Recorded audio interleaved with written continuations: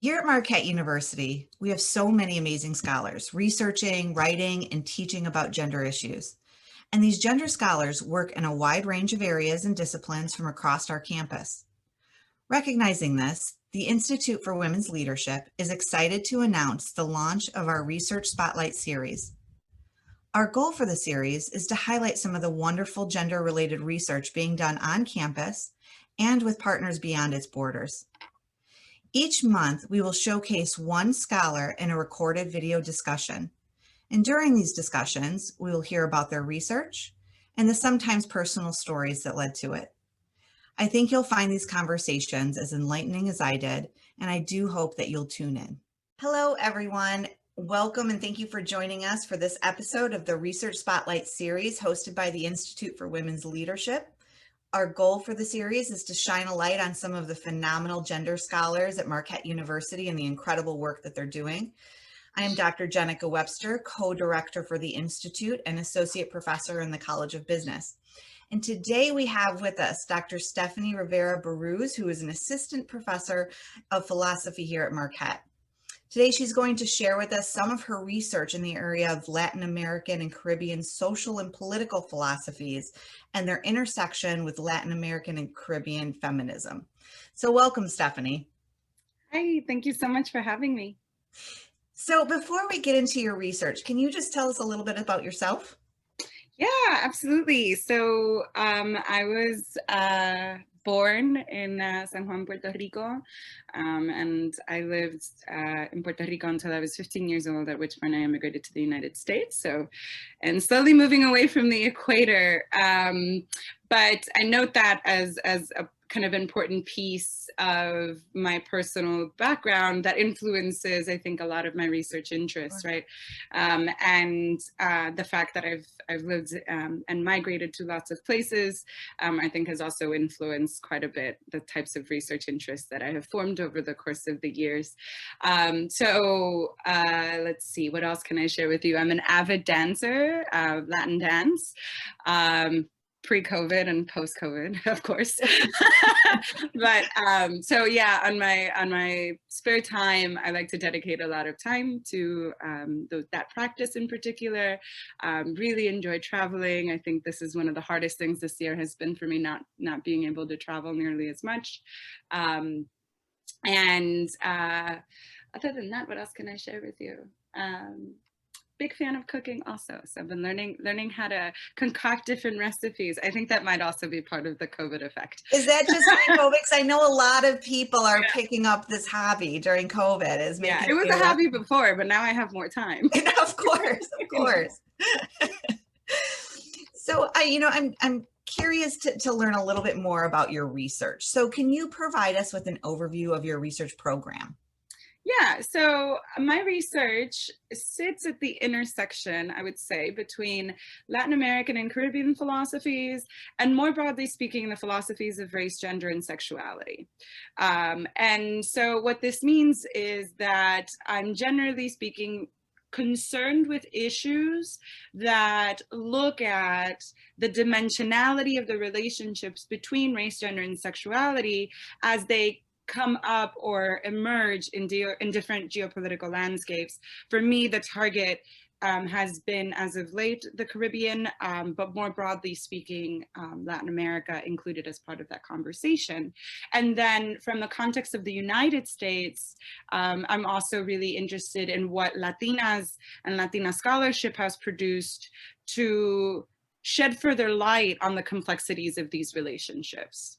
Could you just dive a little bit deeper when you say you're looking at the intersection of those? So what exactly, can you give us an example of maybe what you might study? Yeah, or some research questions you might have. Yeah. So I mean, I think the first premise that I work with, right, is that we can't understand the dimensions of what it means to be raced, gendered, and sexual beings without understanding the relationships between these three things, right? And I don't think these are exhaustive. These are just my points of entry. I want to be clear. And there's lots of other dimensions that are really important. that are part of this nexus. So it's not an exhaustive list. But part of that then involves really thinking critically about what it means to have social identities and how those social identities emerge in and through our bodies, right? And so if we're thinking about gender in this context, right, you're seeing me on a screen, right? You're gendering me regardless, right? But I'm not just being gendered, I'm also being interpolated racially, right? That is something that is also part of the conversation. Whether or not it's explicit is a different story, right? And then the fact that I might read as normatively feminine might then lead you to presume certain things about my sexuality, which I've said nothing about, right? But are there. And so my research likes to look at those types of nexuses in contemporary times, but I'm also really interested in how those relationships emerge at the turn of the 20th century, how women intellectuals were articulating those relationships, because, you know, I'm not the first one, and I think I'm speaking to the choir here, in noting that these relationships exist, right? And so for me, the interesting questions are, well, how have they been negotiated, right? How have women in other times, for instance, negotiated these relationalities when the political structure looks very different, and so does the global landscape, right? And so the historiographical components become really important for me there also. All right, and so you shared a little bit about how you may have gotten into this line of research. So it's just personally been a passion for you. But was there a specific question or a specific challenge that you were setting out to address when you first started this work? Yeah, that's a great question. I think if I were to go to like the kernel of a driving mechanism, it probably dates us to my undergrad years in philosophy classes, most notably noting the absence of people that looked like me in all of my courses, in all of my books. There wasn't even, right, if people like me showed up, they often showed up with only negative value judgments attached to them, right? So if we were ever going to talk about what it meant to be Black or what it meant to be a person of color, it often tended to come up as, oh, those are the people that philosopher X excludes from the status of humanity, right? For instance, to give you an example. And so that irked me, right, profoundly and deeply, and I probably traumatized me in all sorts of ways. But then also kind of lit a fire in me to be like, well, what would it mean for me to dedicate research to fixing that problem? Like, what would it mean to dedicate research energy in those directions? And that's, I think, really what ended up kind of sparking the interest in working in other geographical landscapes. So I had interest in Latin America, I had interest in the continent of Africa, and then also interest in what people of color had been writing in the United States that maybe just didn't make it into the canon of philosophy, but that doesn't mean it doesn't exist, right? And so that really was the window that then led me into the kind of the tunnels of my research now. And I think the place where you see it most notably is in a lot of the historiographical work that I'm doing with women intellectuals that are writing in other languages, right, other times and places, and trying to make those resources not just accessible, but philosophically engaged, right? So it's the one project is the translation projects, right? Some of the works I work with have been translated to English, others have not. So working across multiple languages, and then also engaging these figures as philosophical figures, right? So doing both of those things, and then knowing full well that, like, by virtue of doing that, right, now there is an archive where maybe there wasn't one before, or a bigger one, right? An amplification of something that just was largely absent, and I would say continues to be largely absent in philosophy, although we've certainly seen some gains. I'm not suggesting we haven't, but there's so much more work to be done. So could you just dive a little bit deeper? You talked about a current study that you're doing. Could you talk about your process of inquiry? So how is it that you're collecting your data? How is it that you're, analyzing the historical experiences of feminine scholars? So could you explain that process? Yeah, methods of inquiry in philosophy are so funny because everyone's, we all navigate research very differently, and there is no Absolutely. overarching method, right? Sure. Yeah. But I would say for me, I'm constantly looking for so I guess it first started with looking for the, like, what's being omitted, right? Like, if we're having a conversation, even just about Caribbean philosophical figures, right? Who makes it to that conversation, right? And then asking myself, like, who hasn't made it to this conversation? Where are the holes, right? Because there's holes in everything. And that being kind of a starting point. Sure. Once I found, right, that there was a wealth and a plethora of work and texts out there that just hadn't been attended to, many lifetimes worth of work. So this is how I recruit grad students. I'm like, there's so much work to be done. So it then it becomes a process of digging. I call it detective work. That's often what it feels like. And because I'm dealing often with figures who are no longer in living life, right? It really feels like detective work, right? Of digging through footnotes, of reading through transcripts of conversations to be like, wait, did these people, could they have been in the same room? Could they have met, right?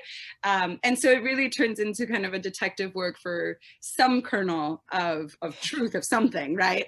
And if I don't find it, I don't find it. But I'd say that often tends to frame the method of inquiry, right? Is that I'm searching for things that are not there, but leave traces of their absence, right? So there's always a trail. It's just a question of how are we searching for that trail? What do we think that trail is going to look like, right? So. Well, based on that, what has been your, and it could be a collection of findings, but in general, what has been your most important or most surprising finding that has come out of your research? Oh, man. I think a notable, I mean, there's a lot of these moments, but I think a notable one places me. So I was asked to write a piece for the Stanford Encyclopedia of Philosophy on Latin American feminist philosophy. And this is, one of those places where writing a piece for them was just like great impact, like being able to write something that anyone in the world can access, but is peer reviewed and highly well researched, right? Which is why we use it, right, academically. And so I was doing research for that piece, and I was doing a specific kind of subsectioning of the Caribbean. And then I stumbled in a footnote of an article I was reading. I never forget this, right? Bright as day, stumbled into this name that was like, the author was noting, unlike this person, right, from Puerto Rico. And I was like, wait, huh? Like, I don't think I've ever heard this name. And I was like, how is it possible that I haven't heard this name, right?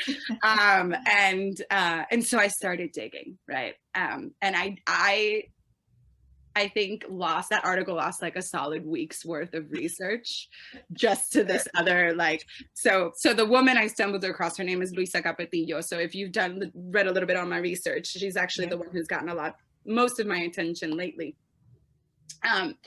And so as I start digging on her, I learned, one of the first things I learned is that we've resided in the same cities. It was very peculiar. And in the same order. It was the weirdest part. And so I took that as like a calling. I was like, you have to do something with this information, like, and then start digging. No one in philosophy has written anything on her, although her works have been translated to English. So it was just like a gold mine all of a sudden. So I redirected from the research for the article. I authored a piece within that week, sent it off for publication, and then returned to the SCP piece, which, took me another 2 months to finish up and wrap up and research. But it was one of those types of moments that it really speaks to the carefulness with which you do research, right? I stumbled across her name in a footnote. Right, she wasn't even in the body of the text, and then building from there. So I think that type of scenario, I think it really exemplifies kind of the carefulness, right? But also the uniqueness of this type of research, right? Oh, yeah. Yeah, exactly. I mean, and the passion now that you have around this individual, of course, and that you found that you have such similarities, is incredible. I've never met this woman, but I feel like I know her. And I mean, I think we can say this of a lot of authors we work with, right? When you work very closely with texts, there are ways in which you know the author, right? Right. right? You do, exactly. You know how they write, you know the arguments they're going to make and how they're going to present them. Mhm. So let me transition now to your teaching and how this might intersect with your research. So you have, we know you've won awards for your research, including the Woodrow Wilson Career Enhancement Fellowship. I also happen to know that you're very passionate about your teaching and you teach courses in Caribbean philosophy at the graduate and undergraduate levels, and you teach in the honors program. So how does your research enhance your teaching, and how does your teaching enhance your research? Yeah. So they're complementary, I think, for me at least. The research that I'm doing, I think precisely because it speaks to some of these disciplinary issues that really sparked my drive, then make their way into my classrooms beautifully, right? So to just continue with the train of thought from Luisa Capetillo in the previous question, right? I've now been able to not only assign her primary texts in my courses of Latin American, intro, Caribbean, she shows up everywhere, but now my students, right, are also engaging the supplementary work that I've also been involved with writing about, right? And so there's this really, really neat possibility of interchange and exchange with students that then becomes possible because of the nature of the research. But that aside, I think there's also a way in which like my students influence my research also, right? So it's not just like my research is going in one direction, but it's finding myself in classrooms with students, engaging these topics and having an audience with which to have dialogue about these topics, then really allows me to come back to the research with different sets of eyes. And that's true at all levels, from the graduate to the undergrad and back. I've had phenomenal students. And so it's hard not to imagine the research without them in the background. And in most of the pieces, if not all the pieces that I've written, if I've had particular collaborations with students, their names are in there, right? Of course, they're part of the writing process, or any person who had an influential piece in, right? Because we know that writing never happens by itself, right? Sure. And that Yeah. research. So, but yes, I would say they're very complementary. One feeds the other. And I'm always looking for ways to kind of energize the passion that I have about these topics in other students, right? And I think if people could just see a little bit more of the cool stuff that's out there in our discipline, I think people would change their minds about what it means to do not just philosophy, but humanities, right? What it means to be someone who works in the humanities. Right. Absolutely. And just seeing your passion about it, it's making me excited. Like I'm going to jump into the literature next as well. So, Oh, thank you. but I love that, it is so true that as you share the research that you're passionate about, you can see this through a different lens, through what your students are sharing and how Right. they might see it. So it's such a good point. So we do know that some of your work extends beyond the academic and Marquette borders and into the broader community. And I'm thinking here of your work on systemic racism in Milwaukee and a piece called The Demand for Breath, Milwaukee, Wisconsin. And your work to help people better understand the racial disparities in COVID rates. So could you say a few words about some of your engagement with these kind of social justice issues in the community?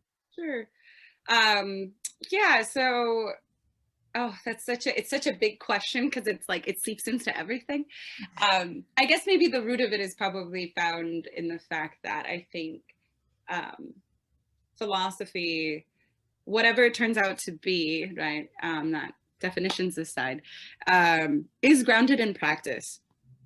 You don't get good philosophy if you're not thinking from the whole person, from the whole body. We are thinking beings, right? We are not isolated brains floating out in space. And so I've always viewed philosophy that way. And then my move to Milwaukee really illuminated for me a lot about the ways in which the US assembles its racial politics. And it's so different everywhere you go. Not hyper different, but it is different. And I think for Milwaukee, for me, Milwaukee was very different. And I think that also is influenced by the fact that I was coming from New York City, right? So to note that the way racial tensions showed up in an urban space like New York City versus the ways in which racial tensions and racial histories show up in a place like Milwaukee are just really different, right? Which isn't to say that they're not operative, but they're very different. And so I dedicated a lot of time to learning about this city, right? I'm moving to the city, I work in this stuff. And I, wanted to know, what is the history of Milwaukee? Why does Milwaukee look this way?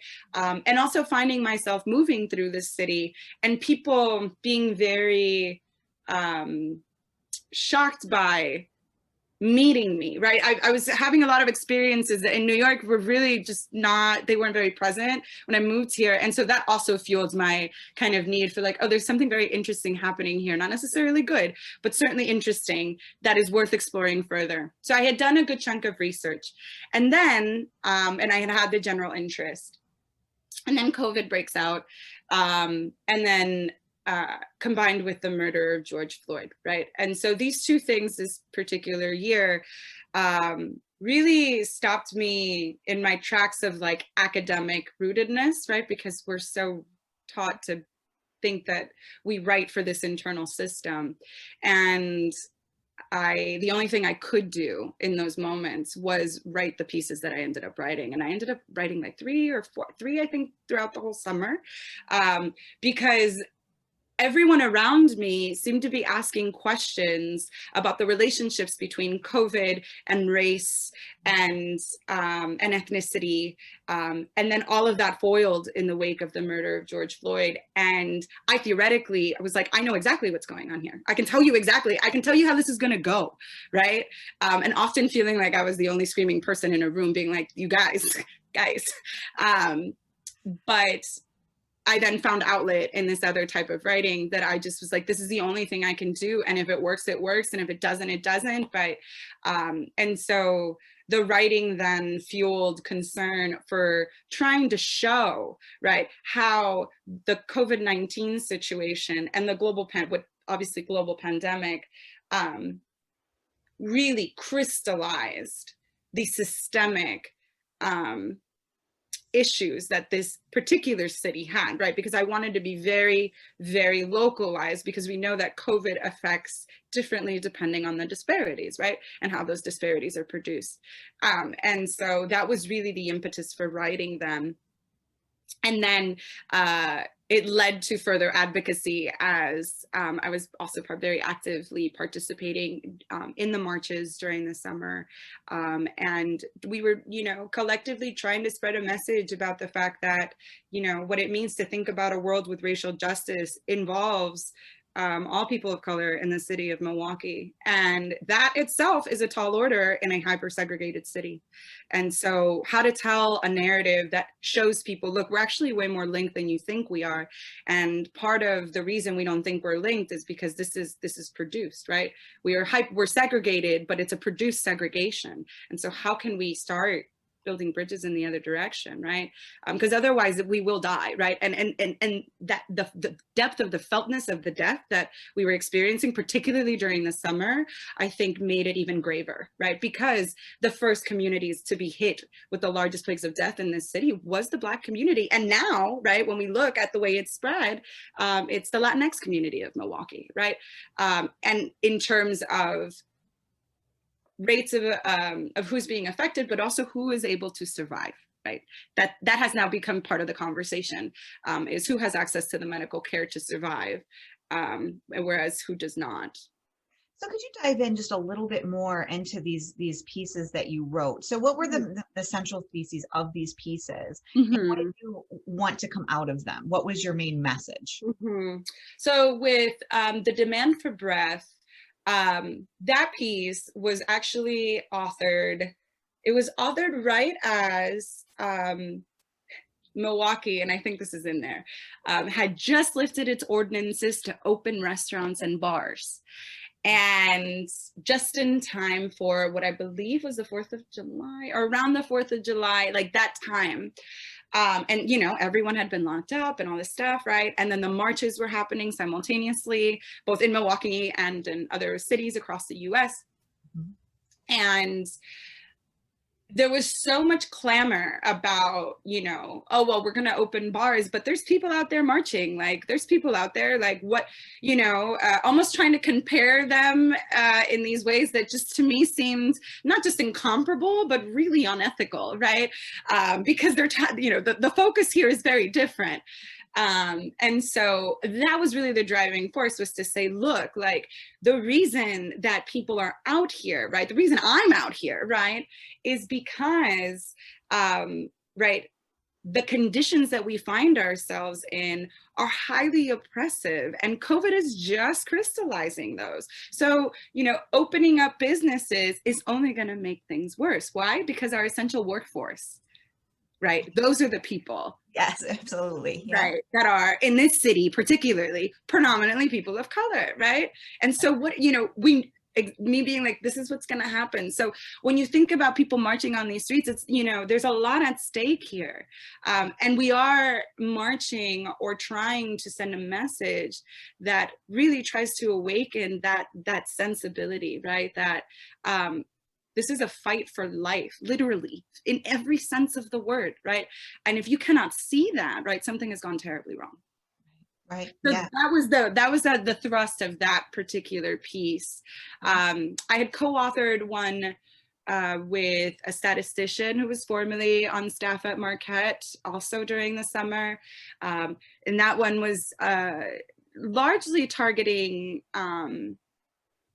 COVID analysis, right? We were really concerned at how people were reading data, or not just how they were reading it, but how people just may not know how to read data, right? This isn't necessarily like, you know, and trying to make themselves an expert on how to read data. I mean, Right. this is the person who helped me with this had a PhD, right? Like, so I was like, look, like, what if we got together? Like, I can do the social dimensions, and I really enjoy statistics. So, and I'd love to learn more.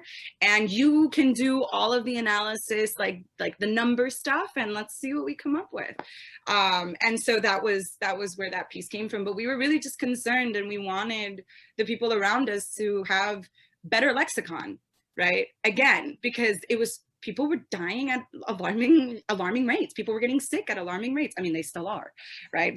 That has not changed. Yes. Yeah. But we wanted to create a kind of information literacy better than what existed at the time. And so that was the impetus for that, with an eye towards the social. That was like, hey, like, if we don't make the interventions now, the ones who are going to be most affected here will be people of color in Milwaukee, right? Hands down. So, and then I think the last one that I wrote was an open letter to Marquette University during this time also. And I was invited to speak at the Racial Justice Town Hall in the wake of the murder of George Floyd. And I don't even have words, appalled, saddened. I mean, there was so much about how the administration of the institution was handling its response to this event, and its response to our students of color, particularly Black students who were mobilizing at the time. And so when they invited me to the town hall, by that point had really I felt like I had thrown in the towel. I was like, I can't, like, I don't know what to say that wouldn't be this. And I am not one to compromise my integrity. So, and I thought it was really important to highlight the things that I was seeing. And since everyone is virtual at this moment in time, none of us had seen each other in a long time. A lot of people were very scared to even leave their homes, right? And I was already taking those risks, right? I'm like, well, I'm young, I'm healthy. Like, if I do get sick, right?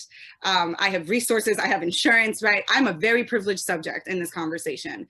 And so, right, I was seeing things, and I realized that I may have been seeing things that maybe other people weren't, precisely because I was out and on the ground. And so that also fueled that piece. And and then I read it during the town hall. And which was very powerful. And you had a particular lens, and many people, I think, applauded. I mean, I know many people applauded you for that. So bringing this all together, these multiple streams of research that you're doing, how do you see the impact of your work and its impact on people, and how you view and understand the world? Oh, wow. Impact. I mean, it's funny because impact is what we're all aiming for, but it's one of the hardest things to measure, right? How do you measure impact when you're in this field in particular? I'd like to think that the way I'm seeing impact is that I'm meeting more and more people over the course of time that are saying things to me like, I'm so happy you wrote that piece because I read it in my intro class and I decided to go to grad school. Yeah. Or, you know, those types of moments where, or I meet colleagues who are like, I was so excited to assign this. It was a great hit in the class. Or similarly, invitations to talk to students who are engaging these ideas. And so I'm seeing that stuff is trickling into the places that I want it to trickle into, right? Although the true measure of the impact of these things, I don't think might necessarily be seen in a short term, right? I think it's going to take much longer. But I think that the information is going where it needs to go, and that's a sign of impact, right? And then in terms of like more direct experiences with like students and things of that nature, yeah, I work very closely with my students, particularly my undergrads that I do research with or have done collaborations with. And I mean, their impact is felt at a very different level when you meet students who are like, I decided to switch my major, or I want to go to grad school, or I just want to take more philosophy, which is like, to me, like what one could hope for, right? Is just like, you just want to open, as an instructor, as an educator, to me, it's like, I just want to open up the windows to the world for other people. You do with it what you want, right? Like, I'm not trying to recruit you. I'm not trying to convert you. I just want you to walk out of my classes and appreciate that the world's a little bigger, more complex than when you walked in. And if I've done that, then I've done my job, right? And the effects that might have, well, we'll see. Yeah, I think you stated that so well. I think so many of us feel right. similar. Yep. So what's next for you? What happens next in your process of discovery?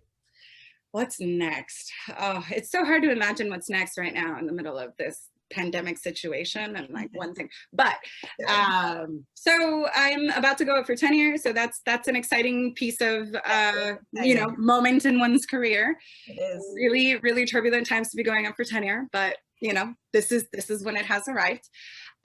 So that's going to be momentous. I'm looking forward to a sabbatical in a not so distant future. I haven't had one in a very long time. But in terms of my projects, and the next thing I really have slotted is to start working on my manuscript more intensely and dedicatedly.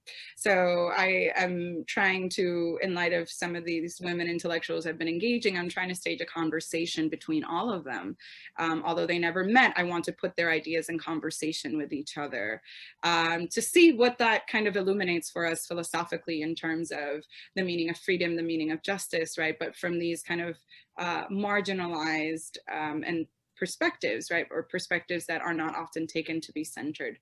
And so I want to put them all in conversation with each other. So I've done a good chunk of the research for this. A lot of it is linked to some of the articles that I've done, but I really am focusing my energy now on putting all of that together and authoring it up into a full-blown manuscript. So I think that's probably going to be the next thing on the horizon, combined with an edited anthology that actually brings together the primary texts that I'm working with. And so that project is going to require a little bit more in terms of funding, because I'm going to need to get money for translations and things of that nature. But I had a publisher approach me and say they were on board with supporting me in making this project kind of whatever they needed to do to help me acquire funds to move forward. It would be the first of its kind. So yeah, it's really that one. I'm excited about both of them. But again, like back to the beginning of this conversation, right? What really sparked the fire was not seeing myself, right, in my classrooms. And so this literally would put me into the classroom. So so those are the next kind of two big projects extending from what I'm doing right now. Well, I'm looking traveling as I can. Yeah, I'm still looking forward to reading those. So I can't wait till they come out in print. So I hope you share them, because I'm really. Of course. So I have one more question for you. How do you think your research has had a real personal impact on you? Research, personal how? So how has it influenced your life, shaped who you are? How has, your process of discovery really changed your lens? Oh, I see. Oh, that's interesting. I think for me, it's always been personal. Like I can't Yeah. not, it's funny, I can't not do this. Like there are lots of professions in which I could do this type of work in, right? Like this is one of them, but I'm sure, right? There are other areas that I could exist in that would allow me to do this. But for me, this type of stuff, like this is the stuff I love to do. And I've always been a very curious person. I've always wanted to know about everything and anything, right? Nothing, not just necessarily what I'm into, but like, and so that that curiosity, I think that spans the personal for me, and I think obviously then shapes the types of things I found interest in when I went to college, and then tried to decide what kind of career base it would be for me. But in terms of, I'm trying to think of more, so the curiosity is always there, but the specific effects. I think doing this line of work for me has really really like shaped a sense of the fact that like the world isn't as lonely of a place as it may seem from the kind of philosopher's eye, because in many ways I just feel like I'm like I said, like I know the authors I work with, and so they've illuminated the world in different ways, right? And that's certainly something that I continue to carry with me, right? So Luisa Capetillo, for instance, staunch anarchist in the late 1800s in Puerto Rico, but also was an advocate of ideas of free love and women's emancipation in all sorts of ways that really, I mean, I read and I was like, these are challenges that the 21st century doesn't even have an answer to, right?